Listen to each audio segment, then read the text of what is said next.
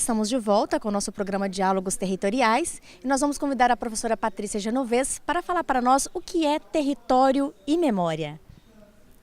Bom, tenho quantas horas para falar sobre o assunto, né? Porque é um tema bem amplo, né? São dois termos bem complexos e são termos que são abordados por diversas áreas do conhecimento e por diversas disciplinas, né?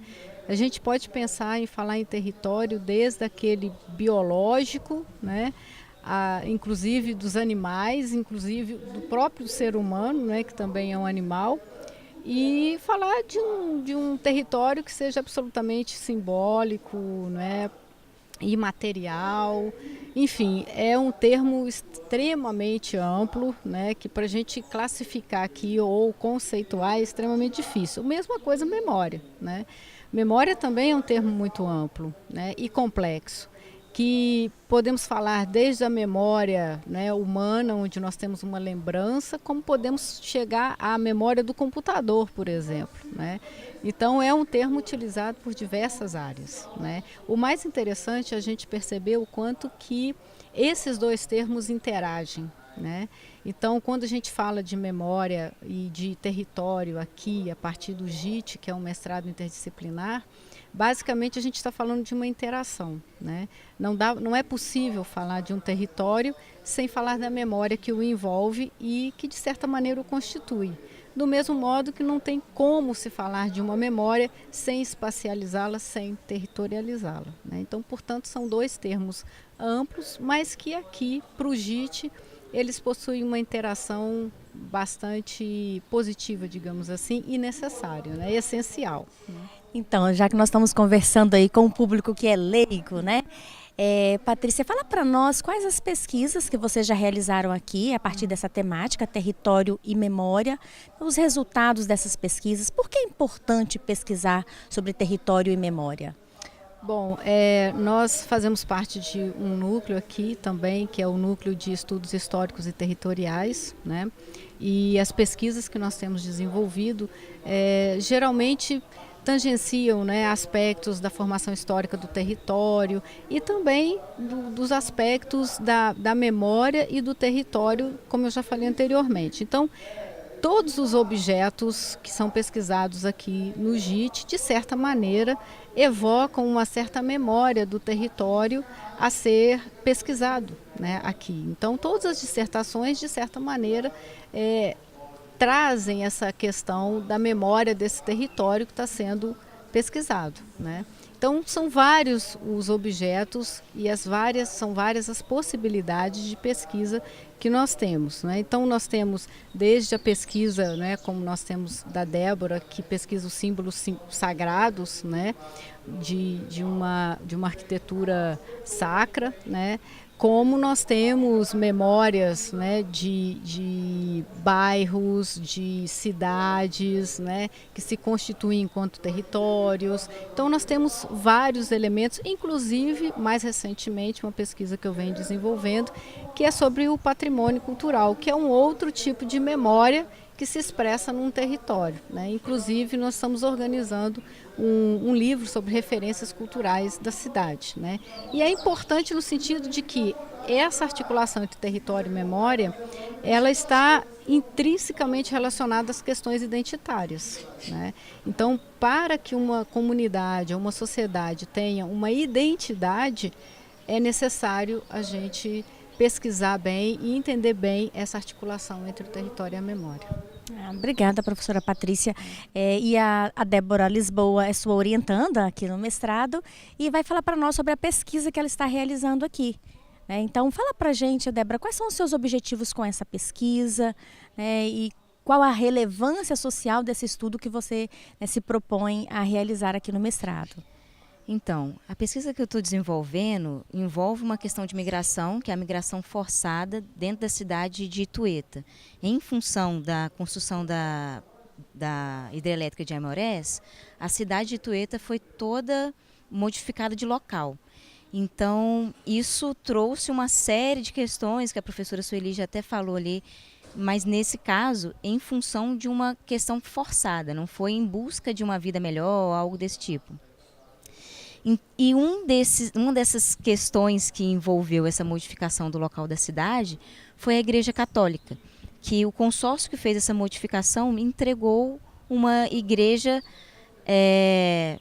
do jeito que, dentro das negociações lá, eles acabaram conseguindo fazer. E foi entregue à comunidade, mas a comunidade não acolheu, ela não aceita a igreja, apesar de frequentar o local, eles não se identificam com ele. E assim foi, eles começaram a fazer um movimento para iniciar a construção de um outro templo, que ele se parece muito com o templo que existia na cidade de Tueta antiga, que foi demolido.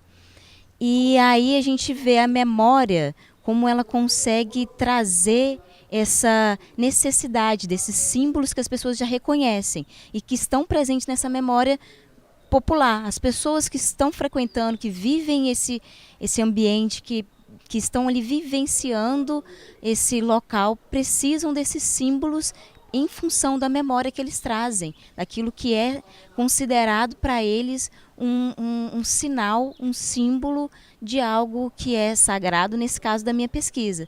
Mas isso acontece em várias situações, não só especificamente na arquitetura sacra, mas a minha pesquisa envolve a arquitetura sagrada em função desse conflito nítido que existe lá dentro da cidade. Existem outras questões também dentro de Tueta, mas eu voltei a minha pesquisa para a Igreja Católica em função dessa clareza, da nitidez que a memória é um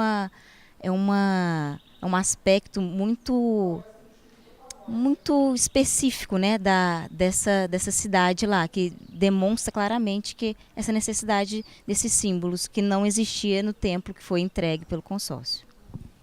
É interessante a sua pesquisa, e aí nós vamos perceber que é função da universidade, de nós pesquisadores, percebermos a importância de nós respeitarmos e valorizarmos a cultura, né, de um povo.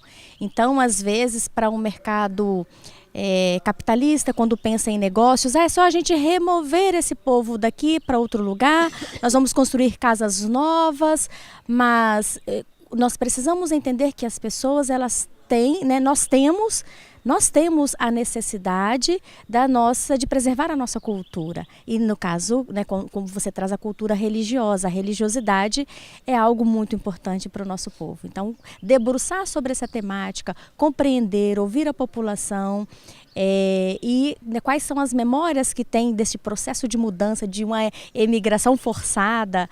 Né? Então, tudo isso é realmente muito importante. Professora Patrícia, gostaria de fazer mais alguma consideração a respeito, né, de alguma pesquisa que já foi realizada aqui, ou da temática em si? Eu só gostaria de reforçar isso que você acabou de dizer, Eliana, porque é importante ter em mente que a memória precisa se espacializar, né? E quando ocorre uma mudança de forma tão traumática, né, e de forma tão radical, onde todo o cenário urbano ele é transformado, ele é modificado, deslocado, né, isso afeta diretamente a memória dos habitantes da cidade. E afetando a memória, evidentemente que você tem uma reconfiguração dessa identidade. E aí é que está um processo muito mais traumático, muito mais difícil, muito mais longo e que tem que ser considerado. Né? Eu queria só voltar um pouquinho, né, à temática da imigração, porque nós vivemos neste contexto e para convidar os pais, os familiares a refletirem, né? Nós não queremos criar aqui um discurso, né, moralista, contrário, mas nós queremos trazer a possibilidade da reflexão sobre os impactos dessas questões nas nossas famílias e na nossa sociedade. Então tem exemplos concretos. Quando a professora Sueli fala da saúde, né, nós temos caso de uma criança que o pai viajou, né, emigrou durante a madrugada e nunca mais retornou. E essa criança ela ficou com problemas, com traumas psicológicos, passou a ter medo de dormir, o medo de perder a mãe enquanto dorme. Muitos pais às vezes pegam os filhos, né, separam dos irmãos, do ambiente familiar e emigram e vão embora. E essas crianças, elas estão tendo problemas sentindo falta mesmo da afetividade, do carinho materno, do irmão que aqui ficou.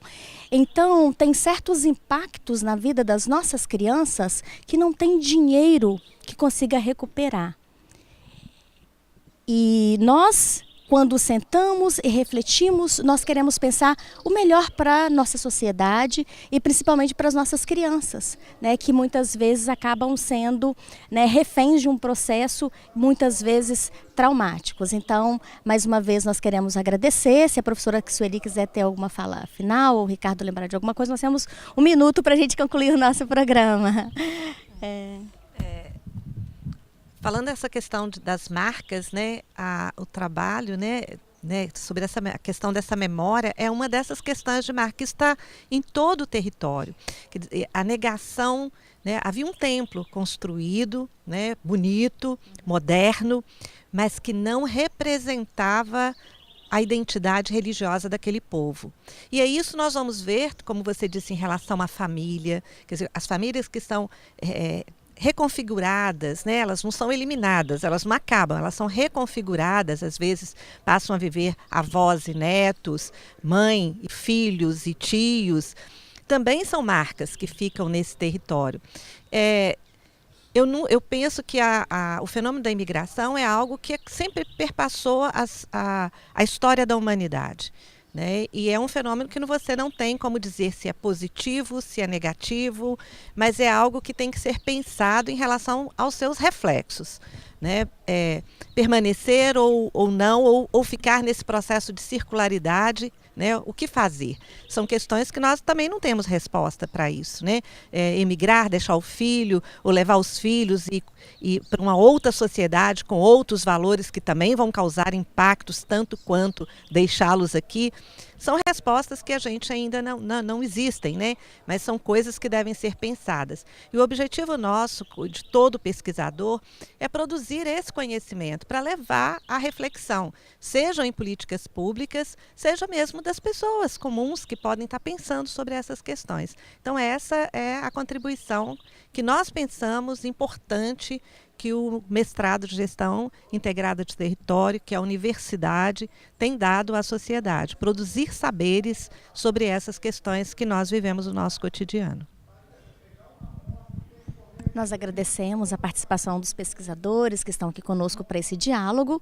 E eu gostaria de terminar esse programa com um pensamento do filósofo alemão Nietzsche, que ele diz o seguinte: se desejas a fé e a tranquilidade da alma, credes. Mas se almeja ser um discípulo da verdade, investigue-se. E o que nós estamos tentando fazer aqui? Investigar, né, para trazer algumas respostas para as nossas inquietações.